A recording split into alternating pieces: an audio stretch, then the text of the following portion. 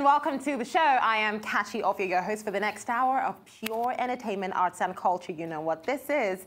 Of course, it's Arise 360.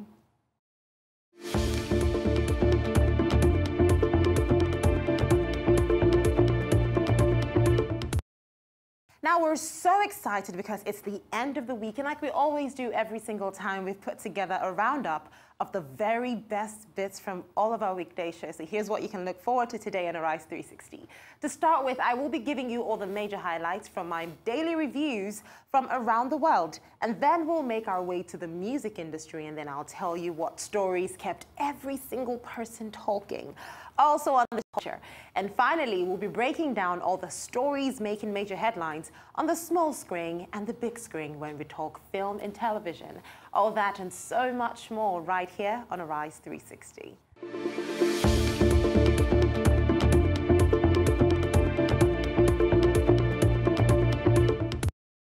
Now, how about we do this, okay? Let's start by taking a look back at some of the top stories that, of course, made major international headlines over the past week. And you know what it is? A look back on a week around the world.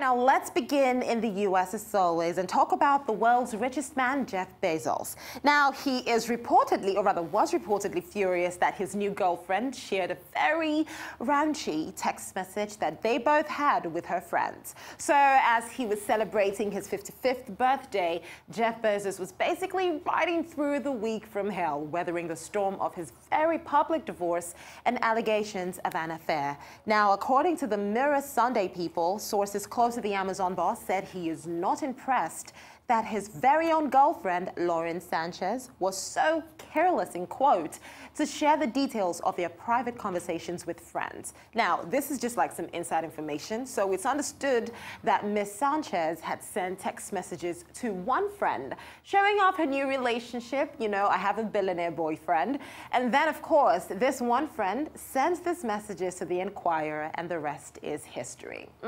Those kind of friends. Anyways, let's stay in America, where we were talking about some of the information on the very devastating documentary Surviving R. Kelly. Now, above all things, what survivor Faith Rogers had to say to R. Kelly was time's up.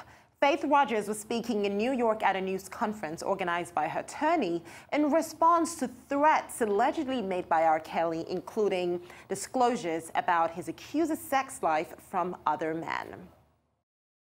I don't have anything to say to him. I don't even know if I want an apology. I wouldn't even feel it was real. I just think he's numb to people's feelings, and he knows about my story.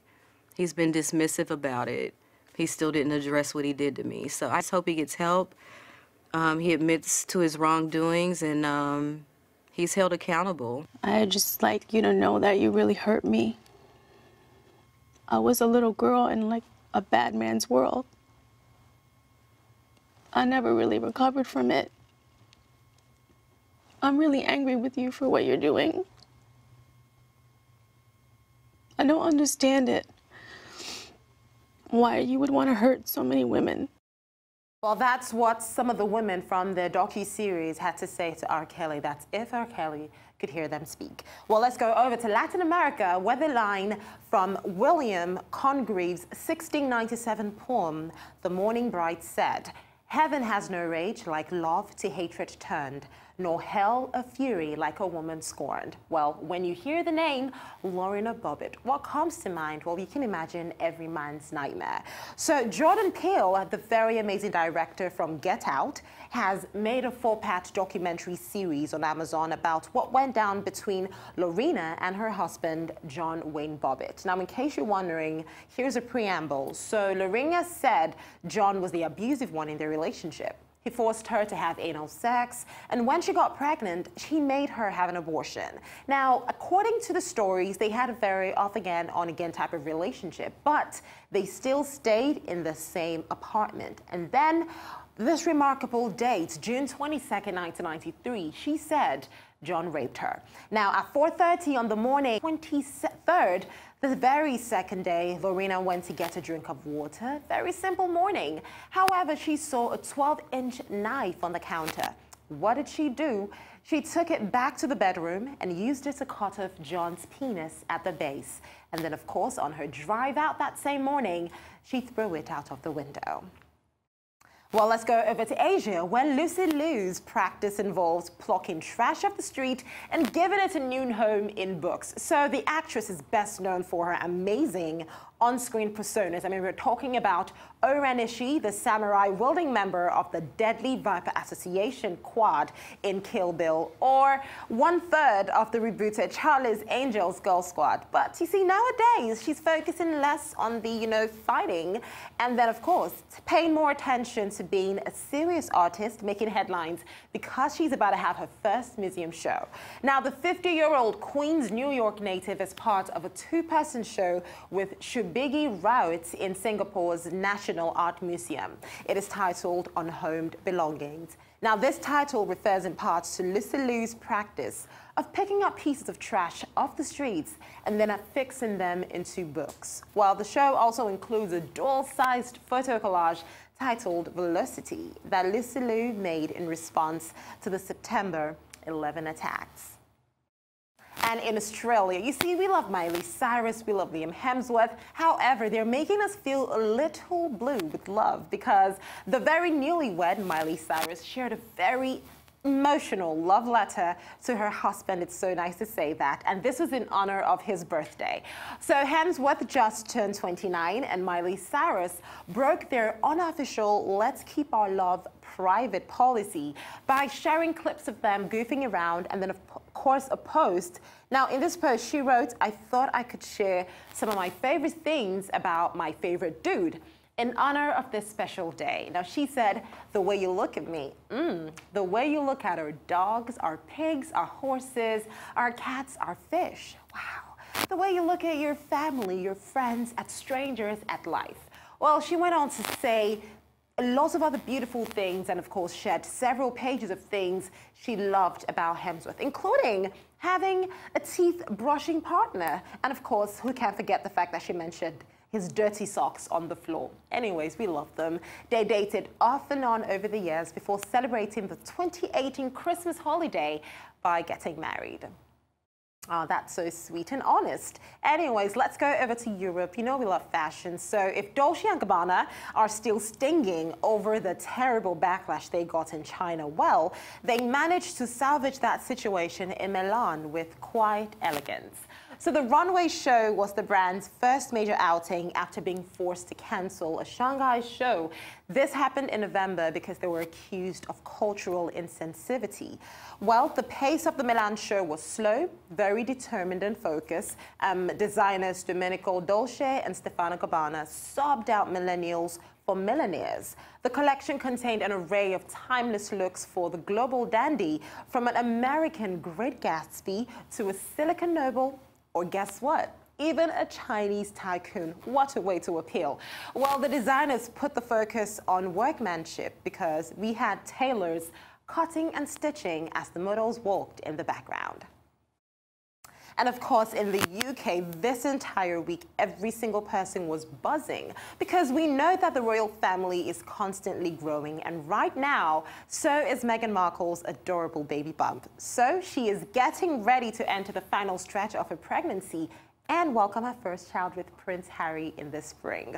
So this is the great part. While speaking to fans during a stroll around Birkenhead, England, Meghan Markle revealed to The Stranger that she is due in late April, although she refused to give an exact date. Well, in case you're wondering, when the baby is born, it will become the 7th in line to the British throne, one step behind his 34-year-old father, Prince Harry, who is 6th in line. And of course, the newborn's uncle, 58-year-old Prince Andrew, will be bumped down to the 8th slot. His daughters, 30-year-old Princess Beatrice and 28-year-old Princess Eugenie, will be 9th and 10th, respectively. And in India, you see, Deepika Padukone and Ranveer Singh could not be bothered what anybody thinks. So it's been exactly 2 months since they both got married. And needless to say, they're like a match made in heaven who are only setting husband and wife goals every passing day. But one question that has been bothering everyone is whether Deepika Padukone will add Singh to her surname, just like other actresses like Sonam Kapoor, Neha Dhupia, and many others from Bollywood have done post-marriage. Well, the 33-year-old actor said the conversation, or even the thought of this conversation, has not even crossed her mind or her husband's. She added that this may be because it's not so important, and she has worked extremely hard to create her identity. So as her husband, so they might just stick to their names as they are. Amazing, isn't it? Well, let's get down to Africa finally. So we talked about this and we've gotten so many different and varying opinions about it, but then let me just let you know. So it's about Falz the Bad Guy, and he was accused of slut shaming because he said he did not like transactional sex. Now, he just dropped a new album, phenomenal, I must say. It's called Moral Instruction, and you know, he had a private listening session, and this is where he decided to address the slut-shaming accusations. Now, this is what he said that has really got people talking. The same feminist that will say the woman is free to do whatever she wants to do and also tell the woman not to put herself up for money are the same feminists that will say the women are being objectified. Now, you are the same person that is going ahead to commodify yourself. You turned yourself into a commodity.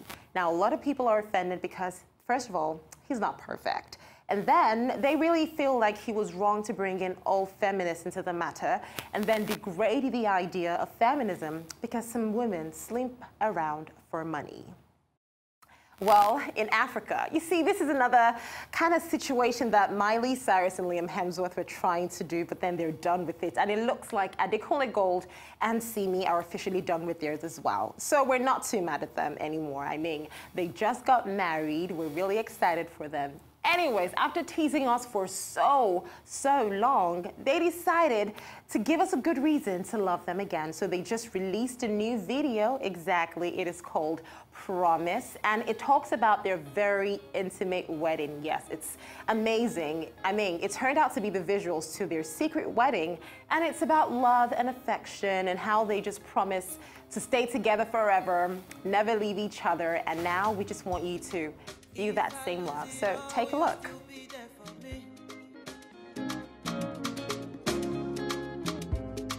If I don't get money, oh, you still be loving me.